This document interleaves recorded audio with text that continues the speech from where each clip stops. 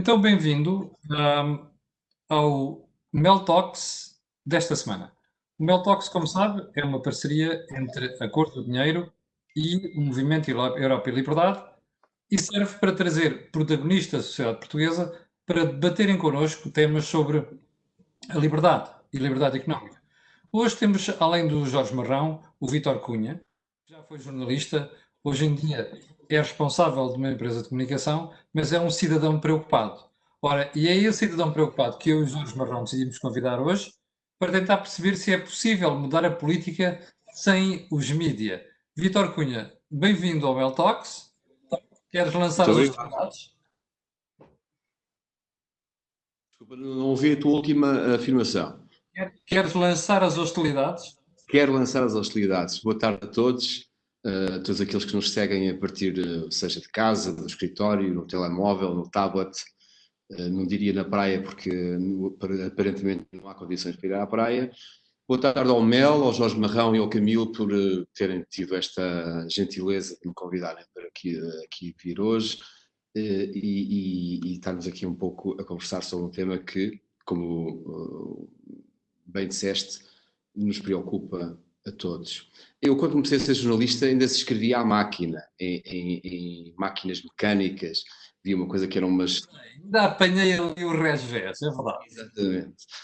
Havia uma coisa que se chamavam-se as laudas, que eram umas folhas, uma espécie de umas folhas A4 com umas métricas printadas, e que depois eu na altura trabalhava no Porto e enviávamos aquelas folhas por fax para a redação de Lisboa, e havia ali alguém que passava os textos para uma espécie de computadores, porque não eram verdadeiramente ainda computadores como nós hoje os conhecemos.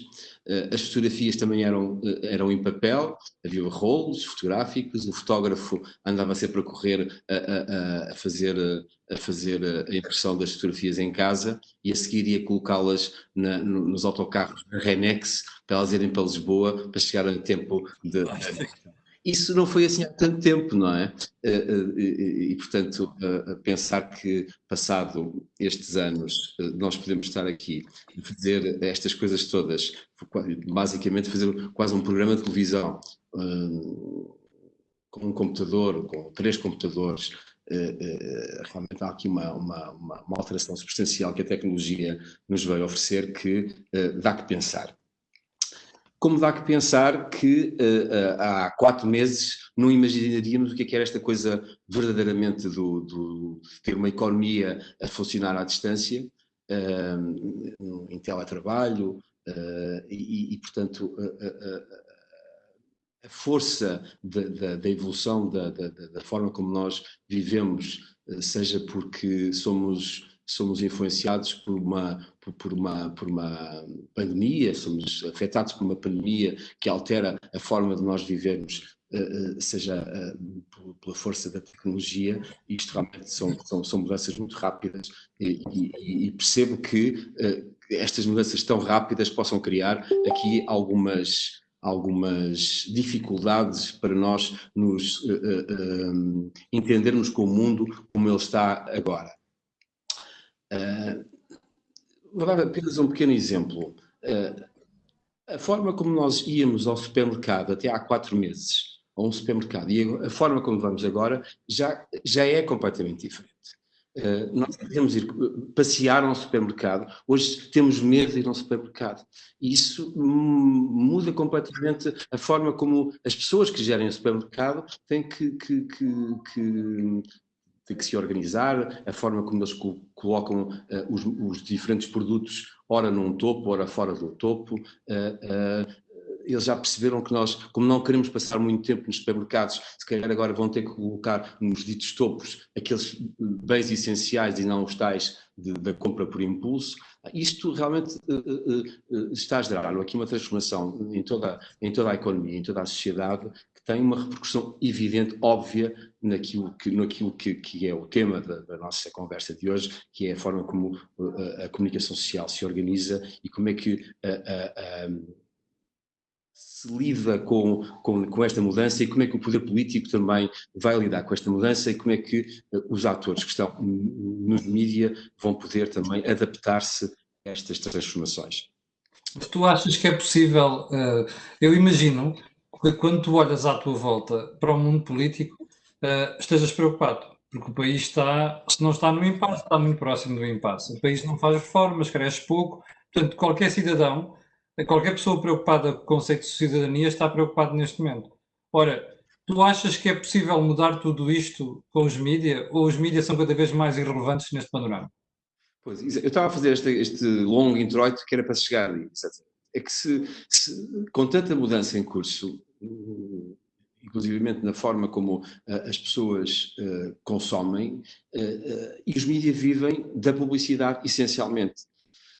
Ora, se os mídias vivem da publicidade, e se a publicidade também ainda está numa fase de transição para estas novas formas de consumo, e se a publicidade é a principal receita, como é que os ditos mídias se vão adaptar a estes tempos? Como é que eles vão adequar a sua receita, que tende a ser cada vez mais escassa, a esta mudança toda? E depois tentarmos refletir um pouco sobre que caminhos é que há para, com estas mudanças, como é que os mídias tradicionais vão relacionar-se com outros stakeholders, nomeadamente com os tais stakeholders que estão no poder, na política, os decisores, especialmente os decisores políticos. Há aqui uma coisa que me preocupa, que é o complexo do afogado, não é? Uma pessoa, quando nós imaginamos o que é que uma pessoa, quando está, ou pode estar numa situação de muita dificuldade, com água por todos os lados e a sentir que está a afogar-se, tende a fazer gestos irrefletidos e às vezes na tentativa de se salvar está assim ainda a agudizar o seu problema. Eu acho que nós ainda estamos nessa fase dos afogados, de toda a gente estar a tentar, na área dos médias, tentar perceber como é que vai sair desta situação e como é que cada gesto que se possa praticar pode levar eventualmente a piorar a sua própria situação. Não, eu não consigo convencer o Vítor a responder à minha pergunta. Pronto, mas eu vou tentar. Antes de mais, quero agradecer o Movimento Europa e Liberdade, o Mel, quero agradecer ao Vítor ter aceito e também agradecer-lhe a moderação que ele fez na última convenção do Mel, que também versava sobre o tema da comunicação social. Como eu sou um cidadão mais independente e estou pela presença de dois jornalistas, vou eu mesmo abrir as mais independente que jornalista. Um ex-jornalista e um jornalista no ativo, vou eu abrir as hostilidades. E como cidadão que observo, a primeira pergunta que eu coloco é: até que ponto é que os mídias estão a contribuir para este estado das coisas? Ou seja, qual estado? A relação que os mídias têm. Se calhar vou com um exemplo em concreto, é mais fácil nós criarmos o debate. Quando eu vejo a classe política e um conjunto de comentadores a explicarem o que é que são os mídias bons e os mídias maus, ou seja, eu interpreto os que me agradam a mim como político e os que me desagradam, e não vejo aquilo que é normal, que seriam os mídias, têm é que decidir e fazer o escrutínio de quem são os bons e os maus políticos, quer à esquerda, quer à direita, e aceitam passivamente esta ideia que, no fundo, a política, que tem é que ser escrutinada pelos mídias, está neste momento preocupada em ela própria escrutinar os mídias e uma certa impassividade de quase todas, eu diria, as diretorias dos jornais. E, portanto, eu gostava de ouvir a tua opinião sobre esta matéria, porque não há uma democracia, nem há uma sociedade livre sem que os mídias, de uma forma descomplexada e não com esse complexo do afogado, decida ir por diante e fazer uma agenda que ultrapasse a agenda política que, obviamente, é desejada pelos próprios políticos e pelos próprios partidos. Olha, Jorge, a pobreza nunca gerou riqueza. Tendencialmente é muito difícil gerar riqueza a partir da pobreza. E nós estamos a falar de um setor que tem vivido, estamos a falar de Portugal, mas não só em Portugal, em muitas geografias e muitas democracias ocidentais, todo este setor tem vivido, ou está a viver, uma situação, a tal transição que leva a que a situação seja muito, muito difícil. Mas há aqui um exercício que eu, e aí peço-vos a vossa ajuda, eu não consigo muito bem sair deste dilema, digamos, dilema. Os mídia, os jornalistas, as empresas de comunicação social colocam no mercado um dos bens mais essenciais à nossa vida em comunidade, que é a informação. Não há democracias liberais, não há democracias como nós a conhecemos sem informação. Mas, ao mesmo tempo, as pessoas querem estar informadas, vê-se porque há vários indicadores que revelam isso, que se há produto que é procurado, é o produto informação, portanto as pessoas reconhecem, precisam, valorizam a necessidade e a função, mas nem sempre estão disponíveis para pagar esse bem essencial. Copiam ficheiros, fazem circular PDFs na internet de publicações, não subscrevem assinaturas dos meios que gostam e que consomem. Quando muito pagam, sem saber a sua contribuição, no caso português, para o audiovisual, mas só o fazem porque a conta vem escondida na fatura de eletricidade, e portanto eu gostava de que me ajudassem a pensar nisto. Como é que se pagam as contas se temos um produto que é um produto essencial, que toda a gente gosta e precisa, que se reconhece uma função, mas depois não se lhe atribui um valor justo? As pessoas não estão disponíveis. Espera aí, deixa-me só fazer uma provocação à jornalista. Tu dizes que é um produto essencial. Eu também, a partir da sim. A minha dúvida é, se é um produto essencial, porque é que as pessoas não pagam pelo produto e porque é que os mídias estão em crise? Mas essa é a minha dúvida, essa é a minha pergunta. As pessoas estão disponíveis para comprar a cerveja, se considerarem que é essencial, o arroz, a assinatura da televisão por cabo, o combustível para o automóvel, mas não pagam pela informação. Quer dizer, Podes. Eu vou tentar ajudar o raciocínio do ponto de vista, enfim, usando a minha formação de economia de gestão. Quando um bem tem uma produção... Por isso é que eu pedi ajuda, precisamente, era nessa qualidade. Ou seja, quando um bem ou serviço tem uma produção excessiva em relação à procura, isso significa que o preço desse bem tendencialmente é zero. Portanto, ninguém gosta, ou seja, para um economista o melhor que há é a concorrência perfeita, em que na prática quem beneficia é o consumidor, consegue consumir o bem quase por um custo zero. Ora, neste momento, pelas razões que nós todos sabemos, tecnológicas e muito mais, nós podemos consumir informação realmente a custo zero. E boa. Isso tem um impacto. E qual é o impacto? É que todas as empresas que querem estar num negócio que tem esse tipo de problema têm que se reinventar para voltar a criar valor. Porque no final do dia, porque então nós podemos então fazer o raciocínio um pouco diferente. Se nós queremos que haja uma produção de um bem que o mercado não o satisfaz, e diria que estamos a falar perante uma falha de mercado, que não é o caso, porque neste caso nós temos um mercado significativo de títulos e de televisões e de jornais, portanto o mercado está inundado de informação, portanto o mercado produziu bem, significaria que então os Estados teriam que intervir para proteger. Agora, o problema põe-se numa democracia que é sempre a independência da comunicação social sobre o poder político e da liberdade de informação e da liberdade de expressão.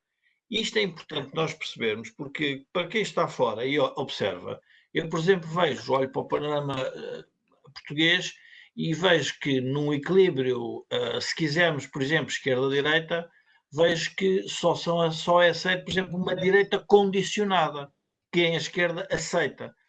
Ora, se os mídias estão a reproduzir o problema do poder para quem está no poder, a partir desse momento as pessoas podem se alienar. Aí estaria um valor diferente para a sociedade. Ou seja, nós temos um problema de natureza empresarial, que é real, que é o facto de as pessoas poderem ter acesso a um bem a um custo zero, ou quase zero, e portanto consomem-no a zero para não pagar. Portanto, não desviam do seu orçamento nem de alimentação, nem de habitação, nem de saúde para ter informação.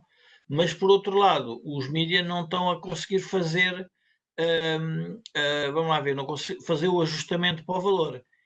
E isto é interessante observar. Fazer uma pergunta.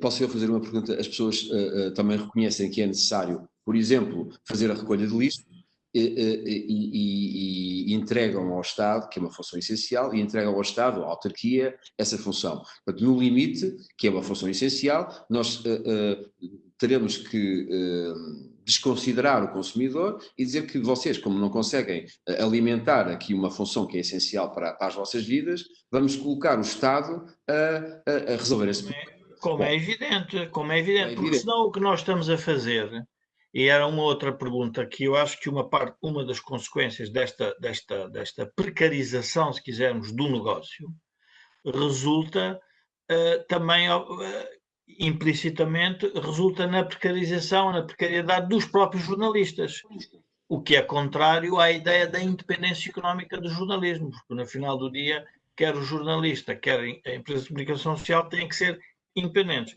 E por isso a entrada do Estado numa ideia de que é preciso cobrar uma taxa para fazer uma redistribuição para a existência de um bem essencial, numa época de crise tem mesmo que ser repensada. Sob pena de nós, por nascer um outro tipo de informação que provavelmente não tem o mesmo tipo de escrutínio. Agora, Vítor, não nos podemos iludir, acho eu, numa coisa que é como está a ser feito também não está a dar resultado. Ou seja, apesar das limitações que as empresas de comunicação social possam ter, a verdade é que como está a ser feito não está a dar resultado porque não está a captar, eu diria, novos públicos ou novos conteúdos que as pessoas estejam interessadas em pagar. Agora, estou de acordo contigo que é preciso fazer uma ajuda a algum momento de forma inteligente para não condicionar o próprio jornalismo nem os próprios mídias. Caso contrário, isso seria então contrário à ideia dos mídias como escrutinadores dos poderes políticos. Nós aqui somos os três, julgo eu, adeptos de defensores até ao limite de uma economia de mercado liberal, em que o papel do Estado tem que ser circunstanciado e tem que ser bem medido. O que nós estamos, pelo menos nós os dois, não sei se o Camilo também concorda com isso, nesta fase é concluir, a conclusão é que se calhar não basta, que o mercado não é capaz de resolver um problema essencial como este. Eu não sei se agora posso ter desaparecido. Estão a ouvir? Não, nós estamos a ver. O Camilo não respondeu. Vítor, posso fazer uma pergunta? Estás a esticar a perna que é para me dizeres que o Estado deve ajudar os mídias, é isso? Não, mas eu acho que o Estado deve ajudar os mídias. Se nós, sendo todos... O Vítor estava-te a perguntar a tua opinião. Estava a perguntar a tua opinião, exatamente. Eu acho que não. Eu tenho a opinião contrária a isto tudo, porque acho que se tu fores ver, eu já escrevi sobre isto e já falei sobre isto aqui no meu programa matinal das 8 da manhã. Se tu fores ver o diploma que o Estado criou para ajudar os mídias, fê-lo de duas formas. Primeiro, decidiu colocar publicidade institucional nos meios de comunicação social. Eu acho isto errado, já vou explicar porquê. Em segundo lugar, no preâmbulo do diploma está lá escrito que o Estado pensa, o Governo pensa, que com aquela informação publicitária que vai divulgar, está a contribuir para acabar com fake news e com informação errada que sai nos mídias. Ou seja, até diz daquilo que é informação digna. Quer dizer, eu tenho duas coisas, fico logo, se me ponem los pelos de punta, como dizem os espanhóis. Mas eu aí estou completamente de acordo contigo. Quando o governo vai dizer a mim o que é jornalismo, o que é informação fidedigna. Com certeza. Porque é suposto nós dizermos o que é fidedigno, é o Estado, não tem essa função. Em segundo lugar, quando o Estado decide colocar publicidade institucional, está a fazê-lo da pior forma. Se quer ajudar os mídias, eu até estou disposto a aceitar em última instância que o Estado equipe os mídias a outras empresas e que, com determinados indicadores de atividade, sei lá, dê vantagens fiscais ou algo do género. Agora, publicidade institucional, eu acho que isto é a pior coisa, é o pior mantra que se pode lançar para todos. Camilo, eu vou em socorro do Vítor. Mas eu estou absolutamente de acordo com o Camilo em relação à eu vou em socorro do Vítor. Estou de acordo também com o que estás a dizer, que relativamente ao diploma, ele enferma em si uma concepção paternalista sobre os mídias. E enferra nesse sentido, dizendo que os mídias não estão a dar formação fidedigna. E, portanto, aí temos que, obviamente, julgo que os três estarmos de acordo. O que nós também temos que perceber é que, perante uma crise desta dimensão, em que, no fundo, a própria comunicação é afetada, a sociedade como um todo tem que encontrar um mecanismo de manter, porque, e aí diria que os mídias são exatamente iguais a uma fábrica de sapatos. Neste Exatamente. caso, são exatamente iguais. E porquê é que são iguais? Porque também foram... Não. Pode ter isso, não é Eu é que impossível. estou a usar a terminologia do Dr. Rio, que é exatamente igual a uma fábrica de sapatos, no sentido em que... Para ver o que é que são os sapatos fidedignos e os sapatos não fidedignos. Devem ser aqueles que têm uma sola de borracha e uns que têm uma sola tradicional, eventualmente. E quem tem que escolher agora, foi criado um dano ou não nos mídias por entrarmos nesta recessão? Claro que foi. E, portanto, a sociedade tem que dar resposta a isso, quer dizer, não tem alternativa. Os mídias já tinham um problema antes da recessão. Há jornais, rádios e televisões falidas desde antes da recessão. Camilo, eu estou de acordo contigo. Está mal. Não, o que nós não podemos, eu estou de acordo, mas o que nós não podemos, mas se calhar nós estamos a falar que o nosso convidado é que tem que se expressar mais, mas o que nós não podemos é, vamos lá ver, seria perigoso, e aí é que estaríamos a entrar numa falácia em fake, que é assim, os mídias já tinham um problema com os seus públicos e por isso já estavam a ser desvalorizados. Mas quando aparece a recessão, a desvalorização não tem nada a ver com o produto mídia, tem a ver com as circunstâncias da própria economia. E é disso que nós estávamos a tentar resolver. Podemos voltar ao tema dos conteúdos.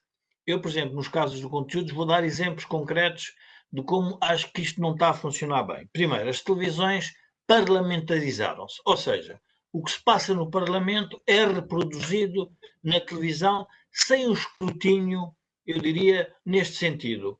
Mas é aquilo que o Parlamento devia estar a discutir ou devia estar a discutir de forma diferente. Não, são os mesmos atores que estão no Parlamento que vão para as televisões.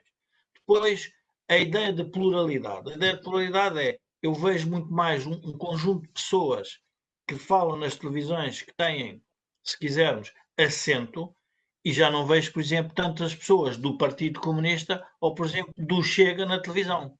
E vejo o que eu diria os aprovados oficialmente ou oficiosamente como produtores. O caso do Camilo é um bom exemplo. O Camilo faz o seu jornalismo fora do sistema e, portanto, é um marginal ao sistema. E não vai ser provavelmente ajudado na crise pelo tal Estado que nós estamos a falar.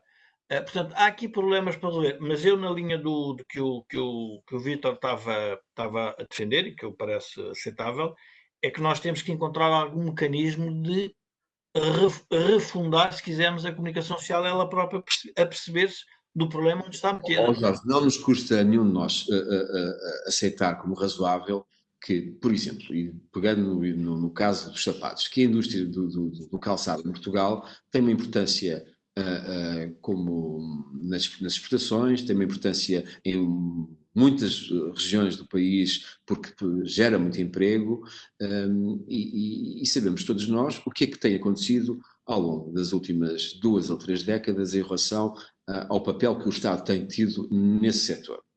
Nós já vimos o Estado a fomentar novas indústrias, como por exemplo das energias novas. Já vimos vemos o Estado frequentemente a apoiar a agroindústria, a agricultura.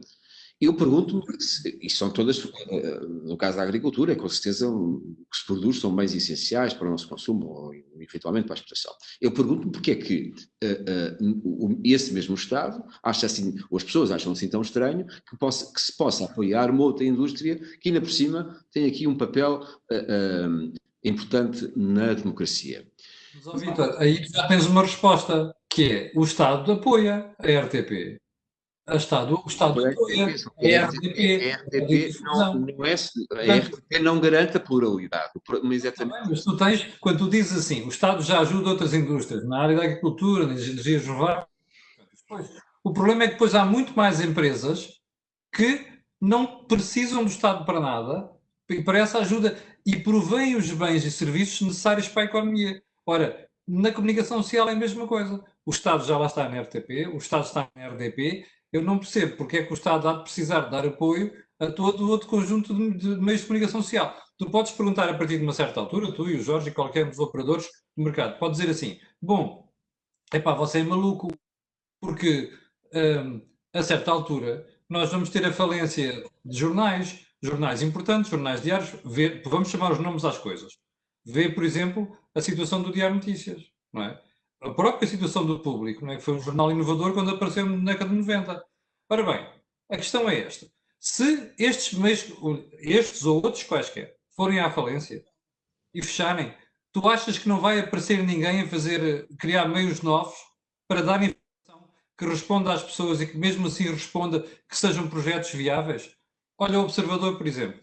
O que eu acho é que nós corremos o risco, com estas ajudas, de perpetuar mídia que não faz falta nenhuma. Eu não estou a falar agora nem do DN, nem do Público, que eu acho que fazem falta, não é isso.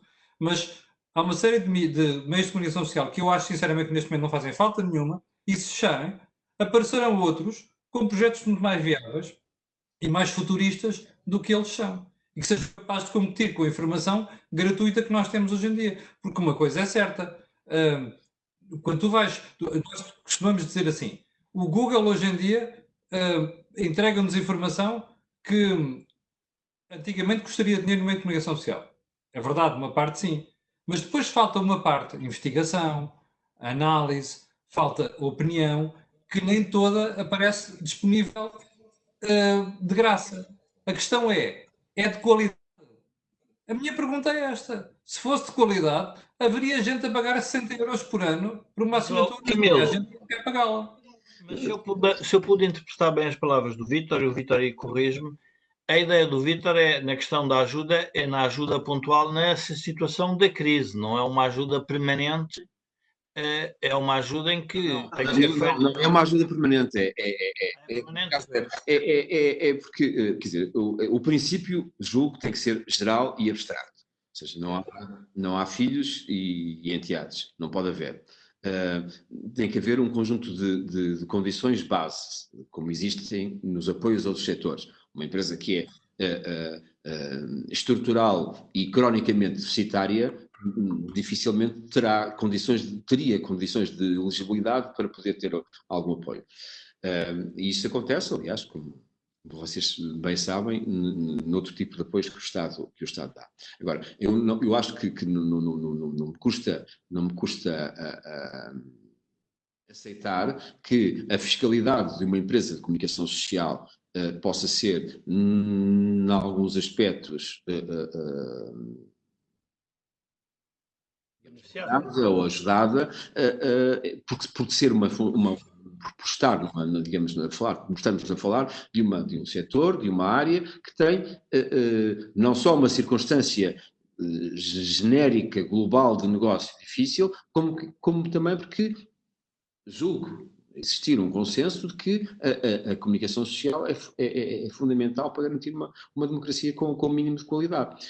Agora, eu percebo muito bem o que o Camilo estava a dizer e até concordo.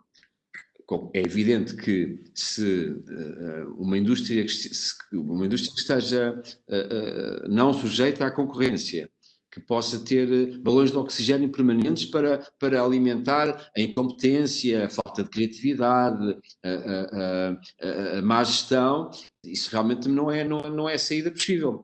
E, portanto, provavelmente, e aí já dou razão ao Jorge, isto não podem ser ajudas ad eternum, tem que ser ajudas durante um período, imagina, um período de transição, nós estamos no meio de uma transição, é o período da transição, e depois gradualmente voltarmos a uma estrutura de mercado.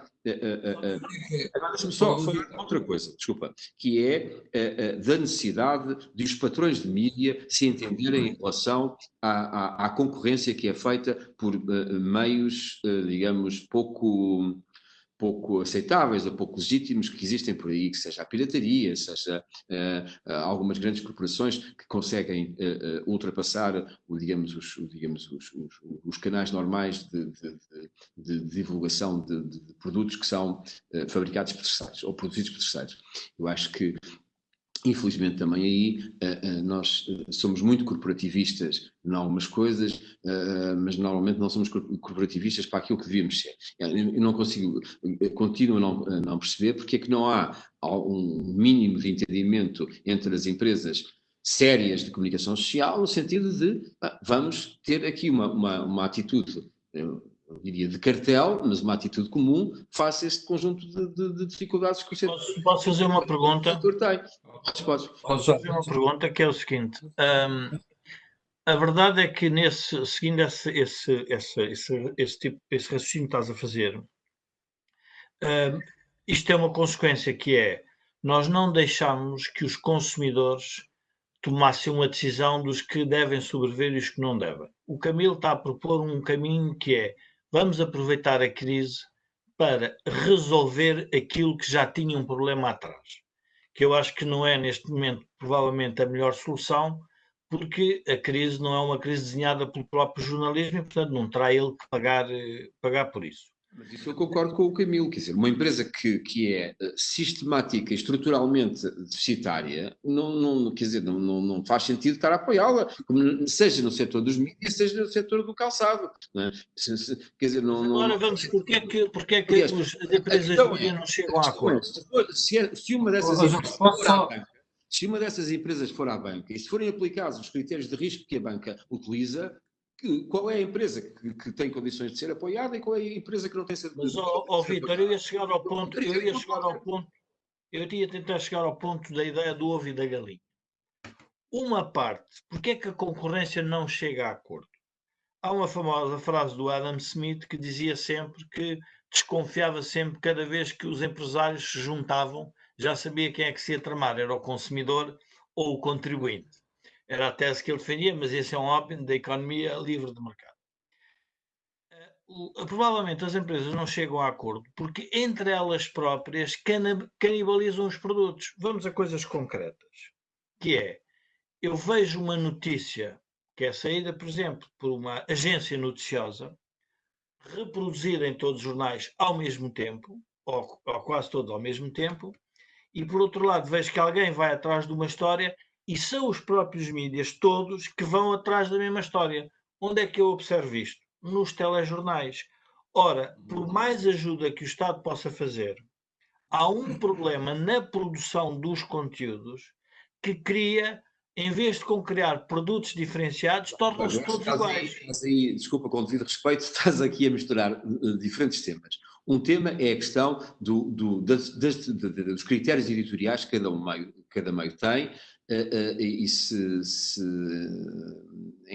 a partir de dado momento, é verdade o que estás a dizer, assistimos a uma espécie de carneirada em que tudo vai atrás do mesmo tema e ninguém para pensar. Chafurdam sobre o mesmo assunto. Isso é um tema. O tema das agências é outro. Quem publica ou quem reproduz conteúdos produzidos numa agência paga para os produzir e, portanto, eles estão lá porque existe um contrato de subscrição daquele serviço. Sim, claro, com certeza. Outra coisa é a qualidade ou a capacidade que os meios têm para querer furar essa barreira da estupidez humana da carneirada, não é? E aí é mais difícil, porque aí voltamos ao tema da pobreza. A pobreza não gera riqueza. Tu tens um meio como a CNN, e tu vês a capacidade de produção que cada meia hora ou cada hora de emissão tem, e compara com a capacidade de emissão que a RTP, que é talvez o canal mais rico em Portugal, porque tem essa subvenção do Estado, tem, estamos a falar de uma diferença não é da formiga para o elefante, é da célula para o elefante. Quer dizer, e realmente isso leva-nos para um outro tema, que é o tema da escala, e realmente este é um mercado que depende bastante da escala, nomeadamente o mercado da informação, o entretenimento. Não estou tão certo que dependa assim tanto da escala, e acho que o entretenimento até poderia ser uma boa alavanca para alguns meios de comunicação social garantirem receita para terem uma informação mais equilibrada, coisa que não tem acontecido muito. Vivemos durante, eu próprio vivi durante muito tempo na ilusão de que o nosso problema era a língua portuguesa. O nosso problema não é a língua portuguesa, o nosso problema é a incapacidade de produzir com qualidade, que é uma coisa completamente diferente.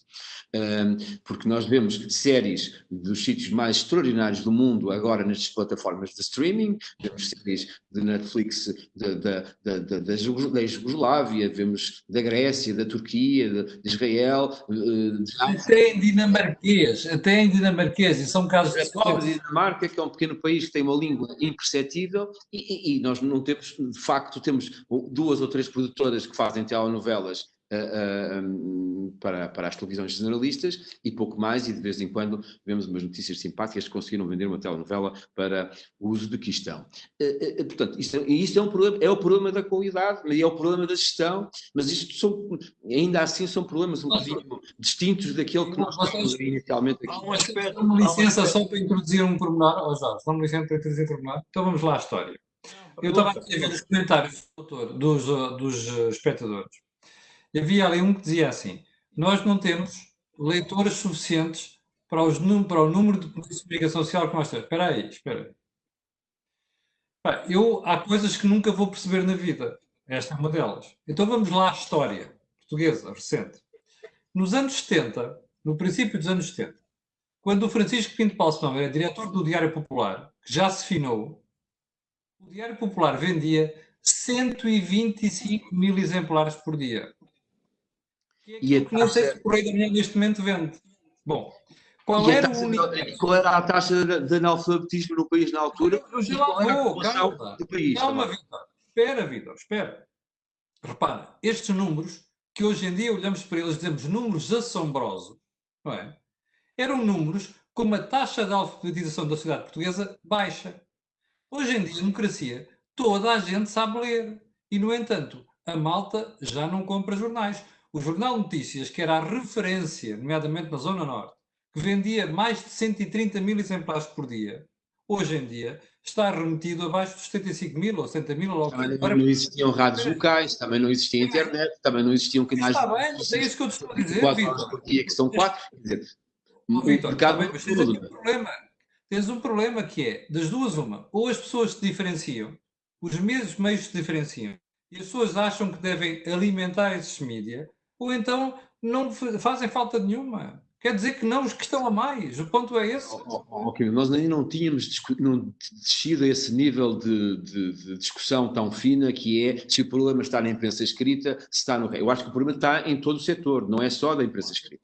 Claro. Não é só da imprensa escrita. Eu vou buscar um exemplo, porque nos anos 70 não havia concorrência na televisão. Nota-se muito mais, porque esses são os números que estás a dizer, quer dizer, nós...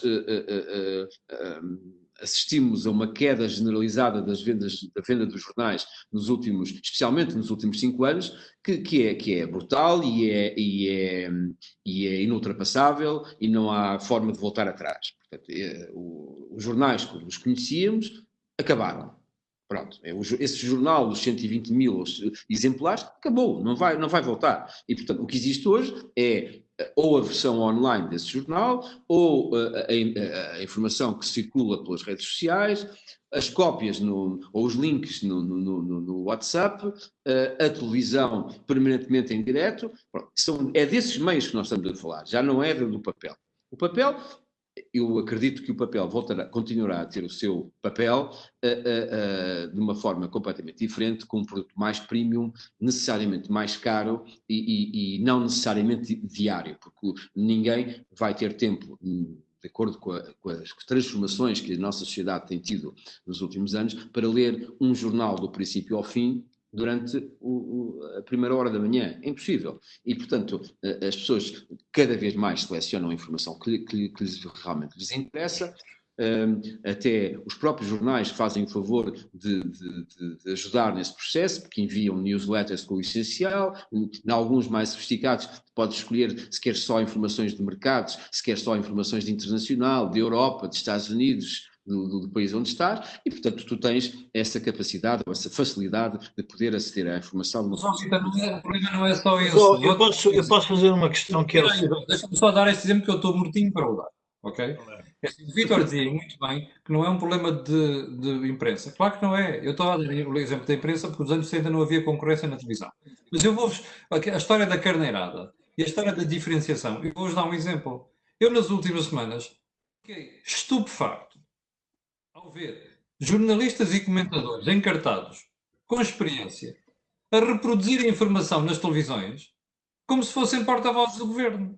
Não havia ali mínimo crítica, não se fazia contas, quer dizer, divulgava-se as coisas. E isto é a morte do jornalismo. Mas eu talvez... Não é um problema apenas de ser digital ou não ser digital, é um problema de credibilidade.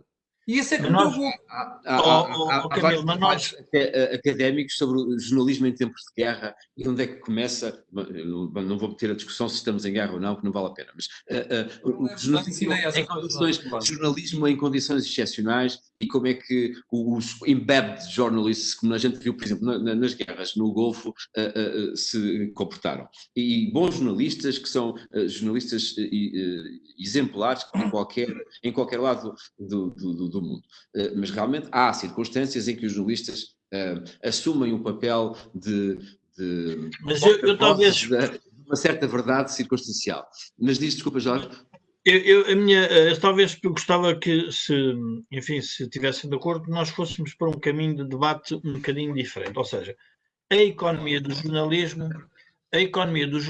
eu, tentando, enfim, ouvindo-vos, a economia do jornalismo, quando eu digo do papel, pode estar condenada no sentido em que há outras plataformas em que as pessoas podem obter informação. Têm também é que pagar para obter essa informação e não estão a pagar, e esse é um problema do próprio conteúdo. A mim o que me preocupa... Se calhar vou pôr o meu comentário matinal a ser pago agora. O que é que acontece? A mim o que me preocupa é a função do jornalismo.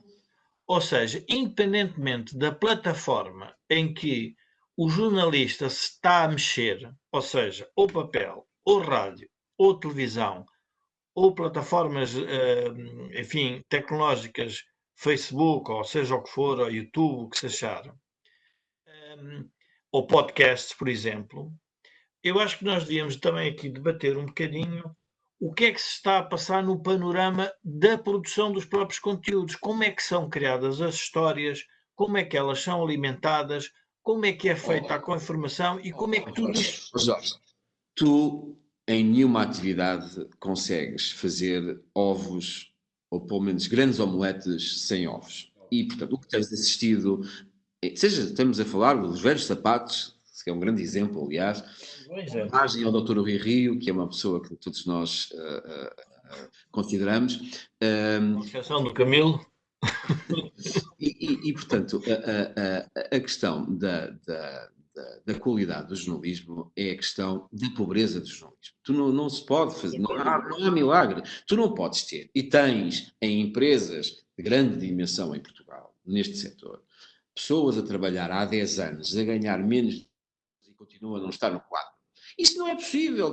Não é possível nessa atividade, nem na tua atividade, nem na minha atividade, nem na nenhuma atividade. Quer dizer, não há milagres. E, portanto, se tu pagas feijões, recebes feijões, não recebes caviar. Quer dizer... Rita, tu achas que isso... Sabes qual é o problema? Essa outra componente do problema jornalístico que nós temos, que não tem sido dita, que é assim, nós temos maus gestores na comunicação social. Em geral, há poucas exceções.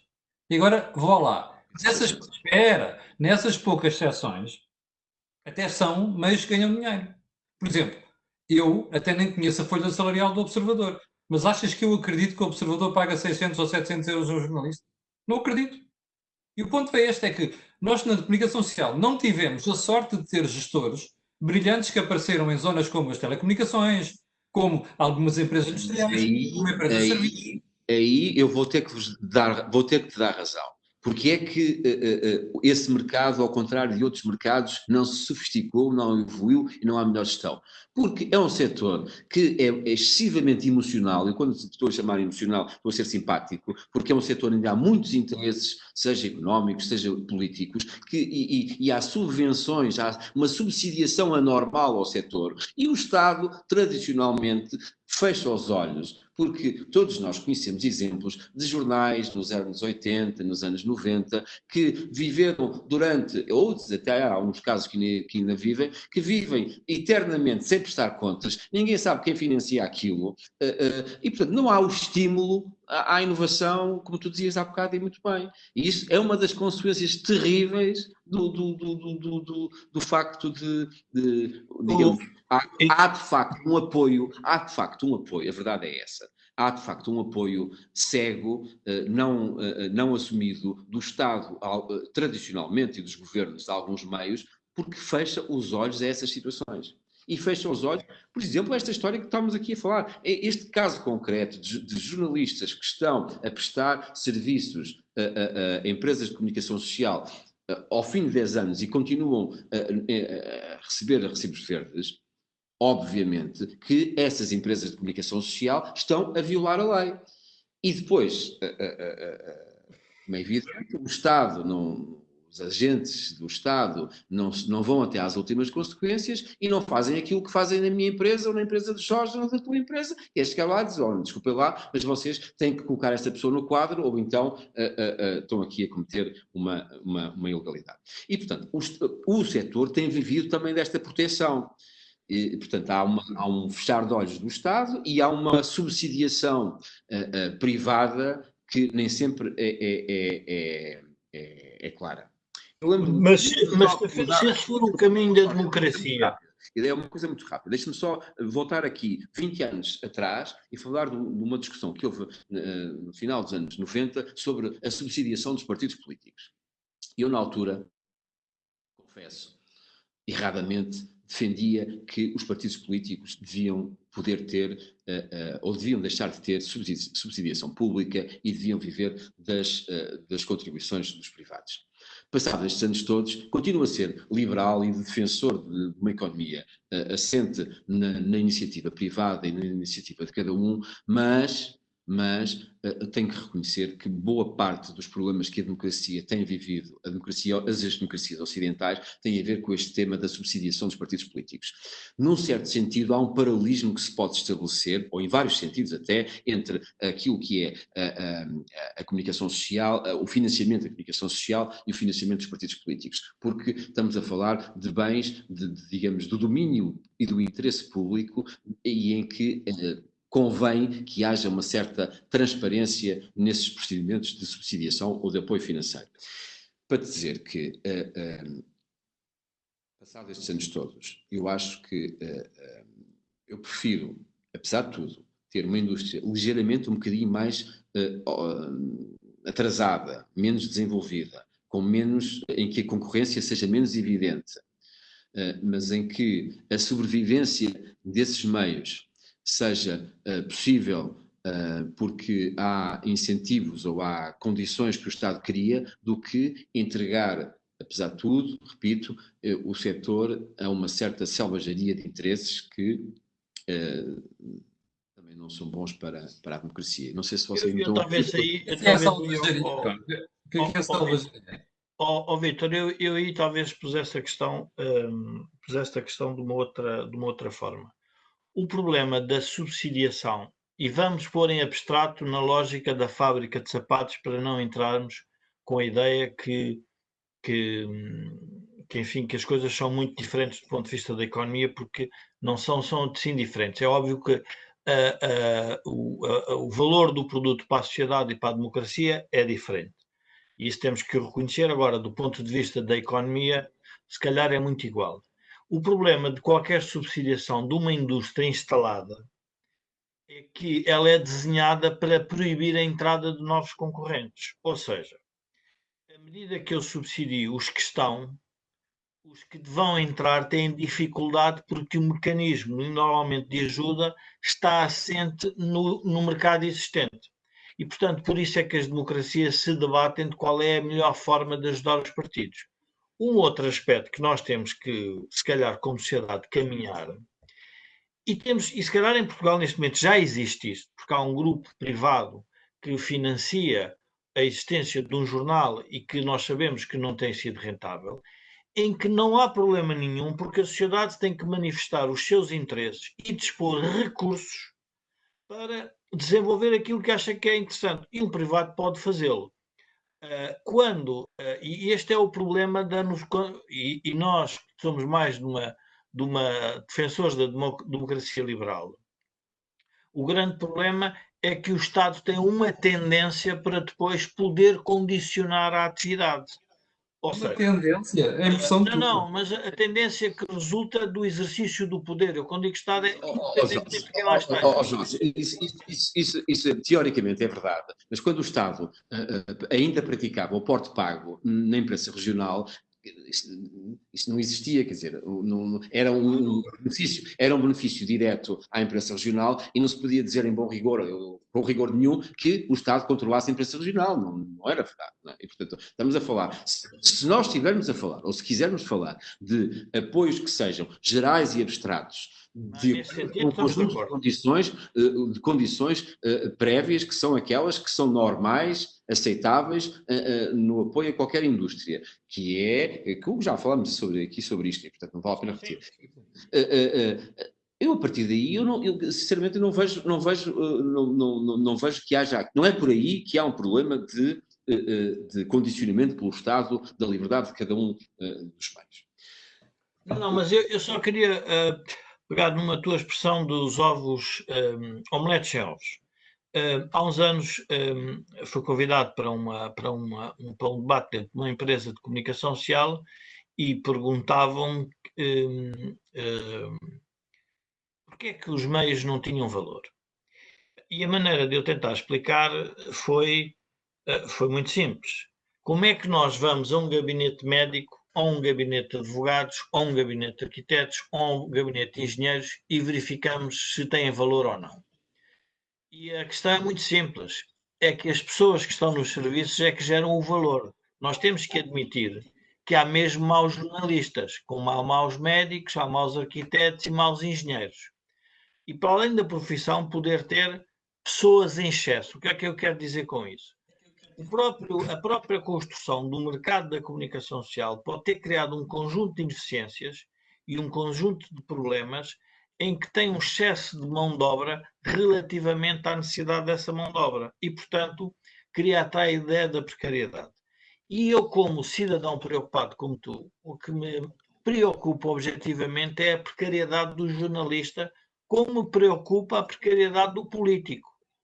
Porque a precariedade dos dois é altamente perversa para a democracia, porque então aí estou de acordo que podem ser mais facilmente influenciáveis por alguém que, com capacidade financeira e monetária, os faça mudar de sentido.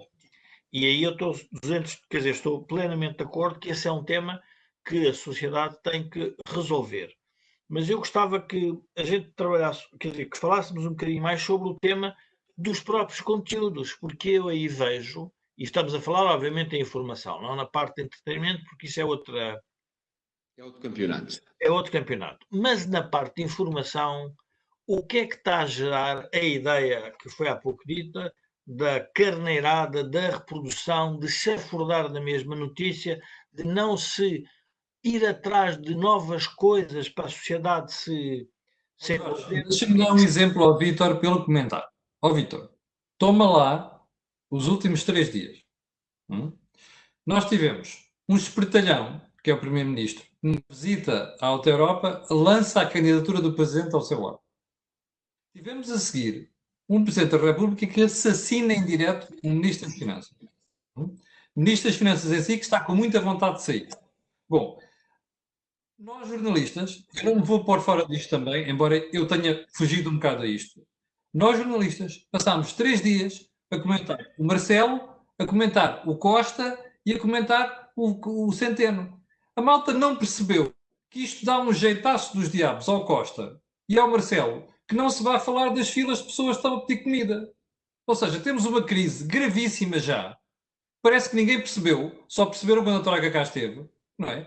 E os Eu jornalistas percebo, que estão preocupados com isso, estão preocupados com os eu fora. percebo, eu percebo o que tu estás a dizer, mas vou dizer também, eu próprio já estava com um bocadinho de saudades de umas notícias tontas como estas, porque já ninguém consegue ouvir falar de Covid, não é? E, portanto, haver aqui um bocadinho de regresso à normalidade pela via da estupidez, de um processo político que não faz Eu sentido. talvez eu fosse atrás de novo, fazia-te uma pergunta Foi uma espécie de mergulho, um banho em água gelada depois de 2 meses que já ninguém conseguia ouvir falar de vocês como jornalistas, eu tenho aqui uma dúvida que é o seguinte.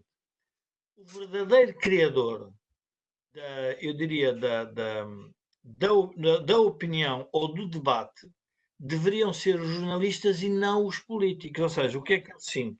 Em que há uma certa, diria, não é condescendência, há uma certa, nem reverência, há uma certa inércia, se quisermos, em que o jornalista não descobre coisas para a sociedade ela própria descobrir. Ou seja, vai atrás Concordo inteiramente contigo, concordo inteiramente contigo. Aliás, é uma longa conversa, longa porque já vem de trás, que eu tenho tido ao longo da vida com o Rui Ramos, porque eu sempre...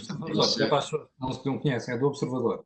O Rui Ramos do Observador. E é historiador, talvez o melhor historiador português vivo, e escreveu uma história de Portugal notável, que eu aconselho a todos, e o Rui Ramos ajudou-me em determinado momento a tentar fazer ali uma reforma num jornal onde eu trabalhava.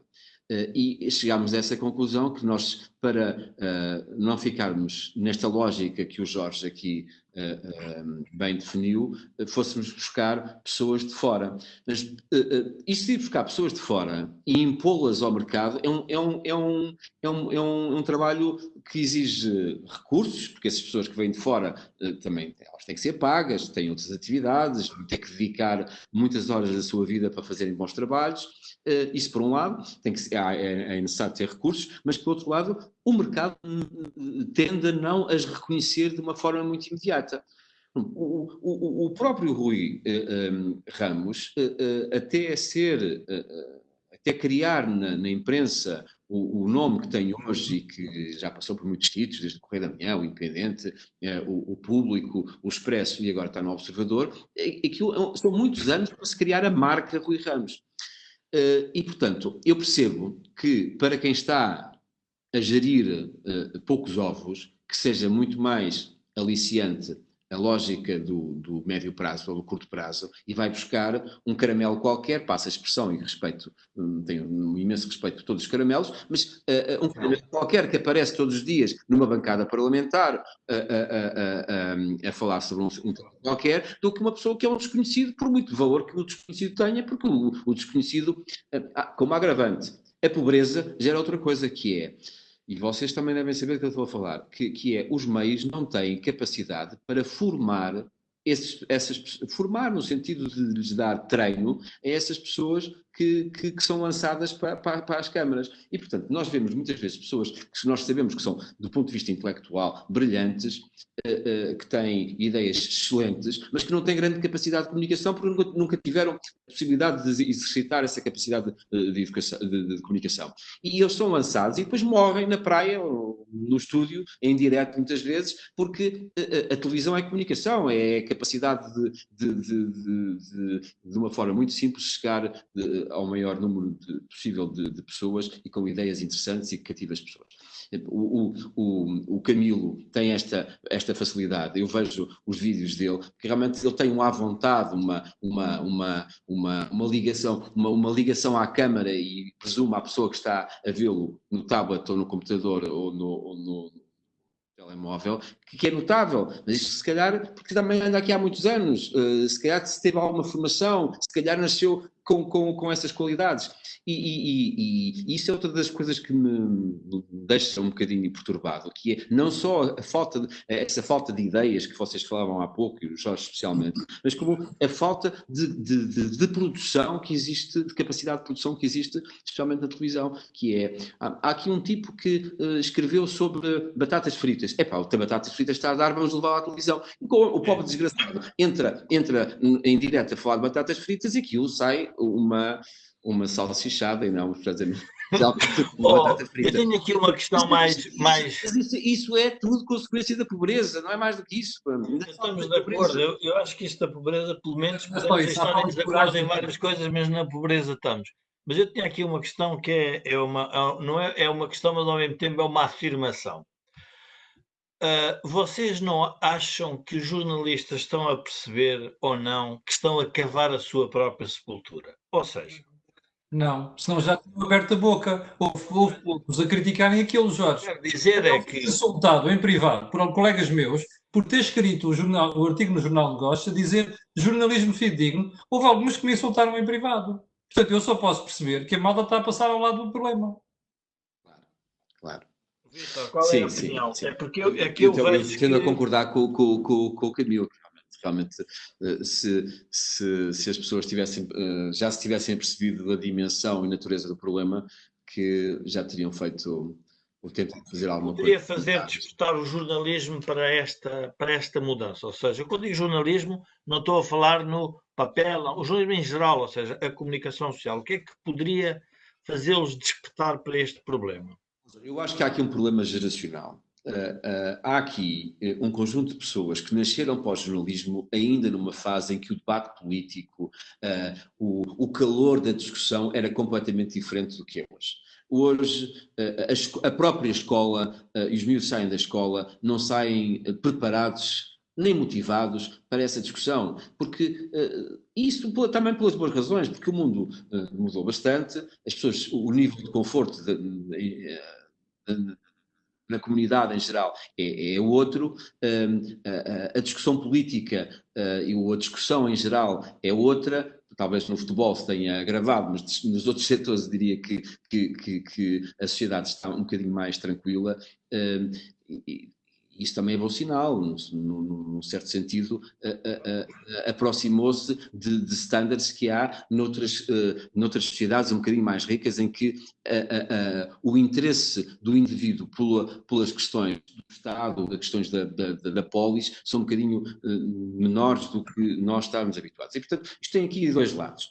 E, portanto, há aqui um tema de educação e há um tema de tempo, e o tempo que nós vivemos não estimula tanto como nas nossas gerações estimulava o debate. Isto é um ponto. Mas depois há outro ponto que é, eu acho que por muitas voltas que se dê, e não tem a ver com as pessoas, porque nós vemos pessoas e conhecemos nas direções, nas edições dos jornais, das televisões, pessoas com imensa qualidade, mas que não têm capacidade, porque não têm meios para dar a volta, porque isto não se faz por exemplo, não se faz boa televisão. Vocês veem, a SIC, eu acho que é um bom exemplo. Tem, de vez em quando, programas de reportagem de média e longa duração, bem feitos, que demoram 3, 4, 5, 6 meses a produzir.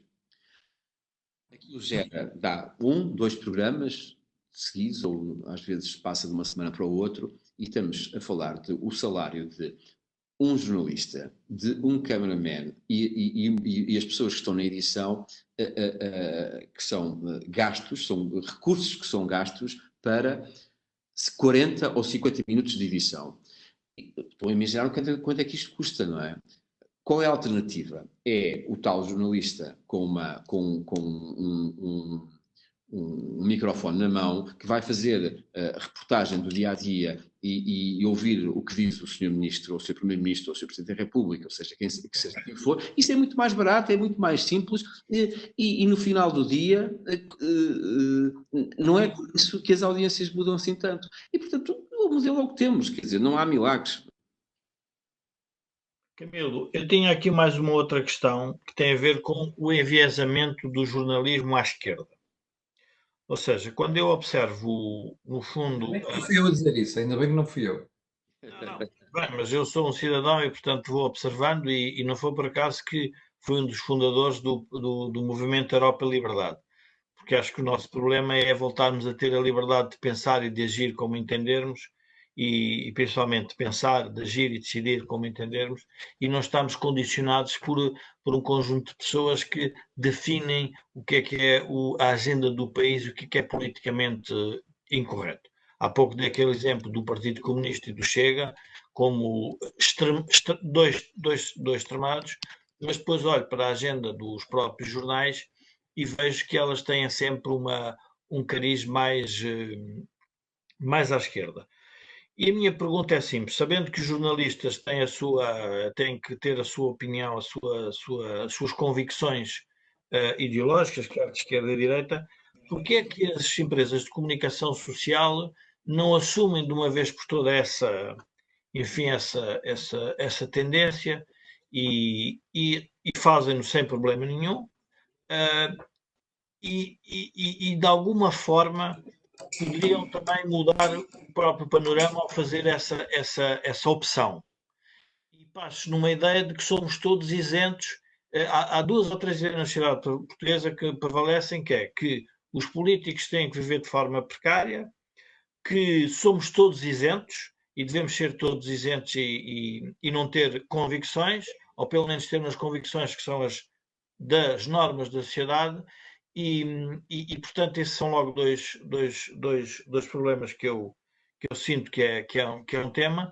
Agora, como é que vocês estão a ver esta a reeducação para um jornalismo que, continuando a ter opções de esquerda e de direita, continua a ser um jornalismo que deveria ser assente em factos e, ao mesmo tempo, em debate sobre esses factos com vários atores? Como é que nós poderíamos mudar o panorama do próprio jornalismo? Por caso contrário, vamos criá-lo de uma forma muito evidente, que é através das redes sociais e de tudo o que está à disposição. Como é que vocês acham que isso era feito no vosso tempo e como é que acham que é feito atualmente?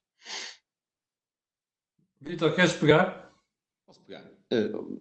Eu tenho a impressão, não tenho dados objetivos sobre essa matéria, mas tenho a impressão que no mundo em que vivemos, chamado mundo ocidental, a maioria dos jornalistas é de esquerda. Há uma série que está em streaming no Netflix, acho que ainda está, que é, como é que ele se chama? É uma série sobre a fundação da Fox News que se chama The Loudest Voice, é assim que se chama, The Loudest Voice.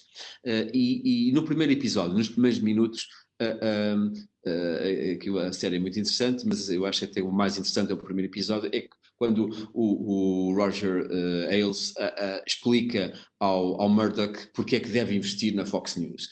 E ele diz que, basicamente, há 50% dos americanos que estão condenados a consumir a informação de esquerda da CNN e do New York Times e companhia, e, portanto, ele viu ali não só uma questão de balanço, digamos, de equilíbrio político, mas que viu uma oportunidade de negócio, porque há metade do país que não tem um órgão com quem se identifique. E não tinha, porque manifestamente há essa tendência de que a esquerda domine os meios de comunicação. Em países com um nível de riqueza um bocadinho mais elevado, o contrabalanço historicamente tinha sido feito através das revistas de pensamento, sei lá, os Spectators e tudo mais, revistas que saem de think tanks e que permitem que digamos, ultrapasse esse problema, mas que não deixam de ser produtos de ultra nicho e que no conjunto da sociedade não fazem muito mudar o ponteiro.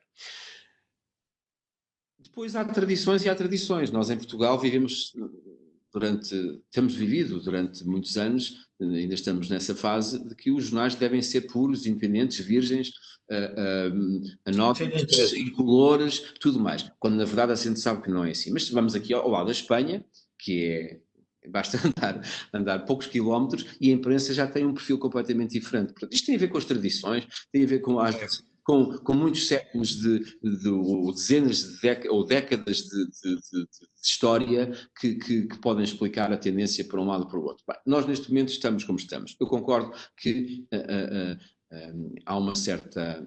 a maioria dos jornalistas é de esquerda. Eu, quando fui jornalista, senti isso, vi como é que eram as redações, mas nunca foi o facto de a redação de ser maioritariamente de esquerda que impediu uma direção de ter dirigir a publicação ou o meio que bem quis. Ou seja, uma coisa são as notícias, os jornalistas sabem o que é fazer notícias, outra coisa é a linha editorial, no sentido das grandes opções que cada jornal em cada momento tem que fazer. Eu não me preocuparia muito com o tema dos jornalistas serem de esquerda, preocuparia mais com o facto de as edições e as direções muitas vezes não terem bem noção do que é que estão a fazer. Isso é outra conversa. Ok. Camilo, eu não sei como é que... Jorge, deixa-me lá falar sobre isto, que eu, em relação a isto, tenho uma opinião muito clara e muito formada. Olha, eu acho que são vários fatores. Primeiro, a sociedade portuguesa, maioritariamente, é de esquerda, é socialista. Não é? E as pessoas... Não, mas isso também estavas-te a referir ao tempo do professor Cavaco Silva ou não? É quando me dizem isso, eu recordo sempre o professor Cavaco Silva. Pois, mas o problema é que naquela altura houve um conjunto de políticos que conseguiram convencer a sociedade que era bom sair do socialismo. A partir daí, tu não tiveste mais nada. Mas deixa-me pegar nisto. Se tu fores ver, na esmagadora maioria dos anos que nós temos democracia, a sociedade portuguesa é socialista, é de esquerda. Portanto, as pessoas olham e dizem assim: eu quero responder àquele meu, entre aspas, eleitorado, que é o pessoal que me vai consumir. Essa é uma. A segunda, como dizia há bocado o Vitório muito bem, isto é uma questão geracional. Tu tens ainda muita gente nas publicações que é malta formada nos anos 70 e princípios dos anos 80. Mais. Nos anos 70 é uma coisa muito pouco explorada em Portugal. Houve um programa de certos partidos para doutrinarem jornalistas. Não foi só jornalistas, mas para doutrinarem jornalistas. Algumas dessas pessoas ainda andam pelas redações. Terceiro, tu tens um problema que é, muitas vezes tens diretores de publicações, eu acho que a maior parte deles estão de esquerda, mas pronto, tens diretores de publicações, depois têm receio de contrariar aquilo que muitas vezes é a tendência que algumas pessoas cá em baixo têm de fazer informação que leva selo. E selo de esquerda, mas leva mesmo selo de esquerda. Percebe-se isso? Por exemplo, eu às vezes vejo jornalistas a falarem de jornalismo de economia, a falarem de notícias de economia, que são pessoas de extrema esquerda. Não sei como é que é possível. Olho para aqueles textos e percebo logo. Não sei como é que é possível nós sermos jornalistas sem pensarmos que temos que dar oportunidade a veicular a ideia de liberdade económica. Até podem ser de esquerda, não me incomoda. Agora, tem que haver a preocupação de deixar transparecer a liberdade económica e isso não existe. Finalmente, temos outro problema aqui.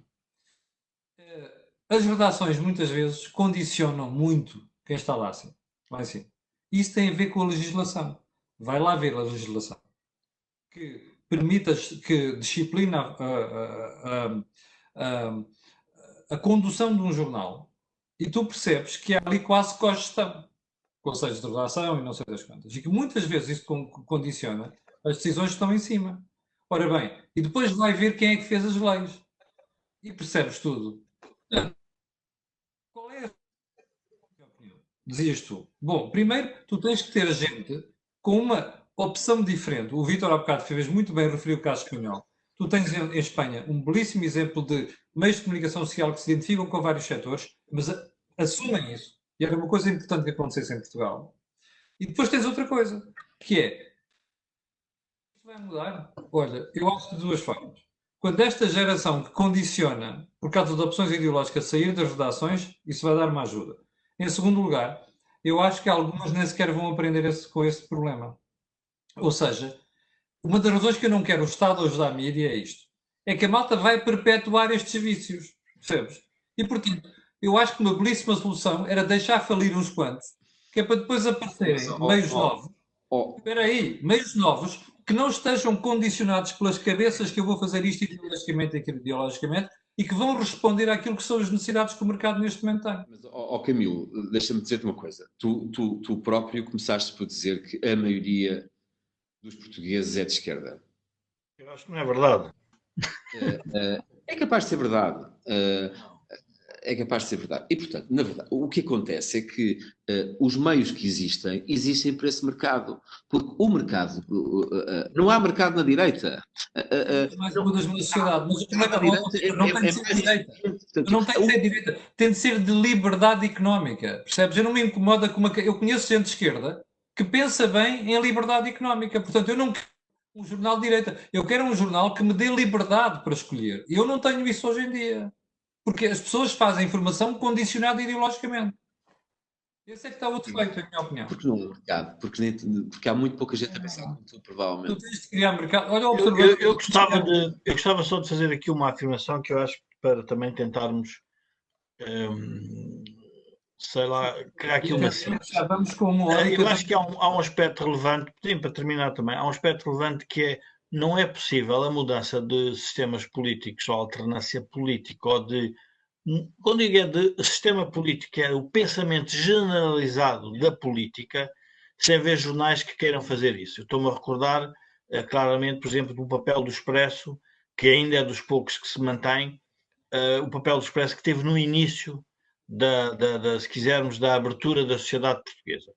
E hoje, na lógica do movimento da Europa Liberdade, que é aquilo que nós estamos a defender, é que tem que haver, no fundo, uma comunicação social que queira voltar a defender estes valores da Europa e Liberdade e não se feche sob o que é hoje a sociedade portuguesa dominada por uma geração, e aí estou de acordo convosco, que foi formatada num debate que ele próprio é um debate estranho, não é? Porque é sempre um debate do contraditório do capital ou do trabalho, da esquerda e da direita, enquanto isso é muito mais, hoje o mundo é muito mais complexo do que só estes valores. Hoje o tema do interior e do exterior também é relevante.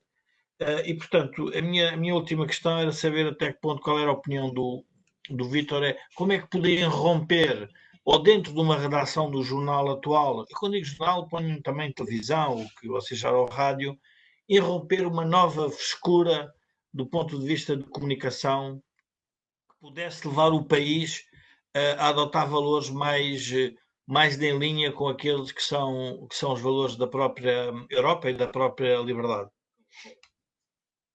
Sim, é uma pergunta virtualmente sem resposta. Se mudarmos de setor e me pedires, arranja-me aí um pintor ao nível do Pollock, eu não sei nem que vou buscá-lo, não é? E portanto, o país gera aquilo que gera. Se calhar estamos a gerir ótimos engenheiros informáticos, imagino, somos ótimos a jogar futebol e a formar treinadores e jogadores, mas ainda não chegamos. Há uns setores em que nós ainda não. Não, mas eu aqui estava-me a pôr numa posição, já que o Estado quer intervir, já que o Estado tem que intervir, já chegámos a essa conclusão, pelo menos nesta crise, como é que ele podia intervir para fazer este movimento? Porque ou deixamos isso à sociedade. Jorge, aí é que eu prefiro que o Estado não entre. O Estado a criar criativos, a inventar criativos, não. O Estado que faça o que tem que fazer, que trate dos hospitais, das polícias, da escola, das estradas e que tu eras mal que o Estado criasse uma linha de financiamento a fundo perdido para abertura de novos jornais. É porque nós, no final do dia, dizemos assim, nós temos uma opção para a exportação de sapatos, eu, neste momento, vou criar uma linha, 1.000 milhões de euros, para criar jornalismo, apresenta-me candidaturas que eu financio, desde que, obviamente, os bancos comerciais participem. Estou a dizer um exemplo de uma regulação para fazer nascer um setor, porque aqui o problema é, e este é sempre o drama... Tu disseste faz diferença, desde que os bancos comerciais se envolvam também, vês? Claro, é óbvio, porque senão tem que analisar o projeto como um todo. Não, mas eu estava-me a referir não à questão económica, mas mais à questão dentro das próprias redações, se há elementos que pudessem levar, não estou a dizer que vamos ter que os criar, nem que esse é o objetivo, mas se há elementos que poderiam fazer com que as próprias redações repensassem o seu papel na sociedade. O que é que os poderia... Vítor. Vítor, tu és o convidado. Pá. Eu agora perdi-te. O que é que os poderia o quê? Desculpa?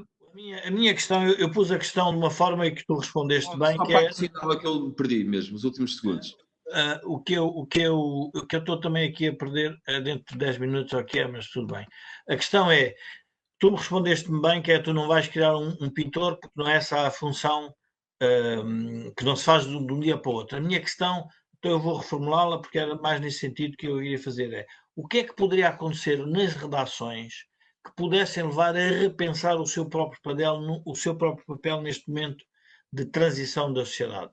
Ou seja, do momento em que a sociedade está ainda um pouco. O que é que poderia acontecer se tivesses uma redação hoje e o que é que poderia fazer com que, de repente, todos dissessem, sim senhor, temos que mudar aqui algum registro do que temos estado a fazer? Eu acho que isto é válido em qualquer atividade, em qualquer empresa. Eu acho que são as lideranças. Tu não podes pedir ao miúdo que sai da faculdade com 20 anos que vá mudar o mundo. Quer dizer, ele pode tentar, mas é mais difícil. E alguns conseguem, mas são poucos. Eu acho que é nas lideranças, é na gestão, por um lado, portanto, quem põe o dinheiro nos meios, nos acionistas, nos gestores, e depois é em quem gere a parte editorial. Ok.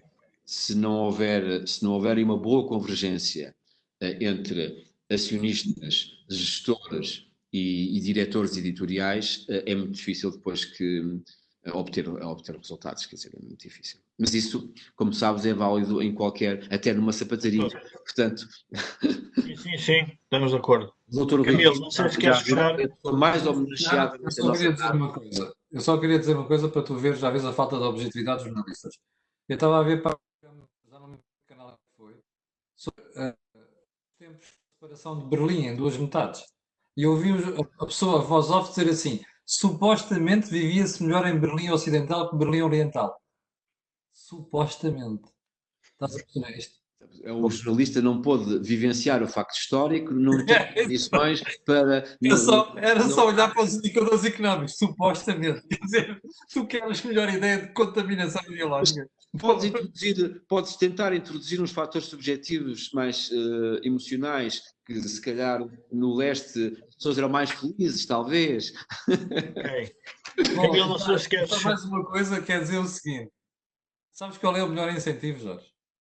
É tratar os meios de comunicação social como se trata outras empresas.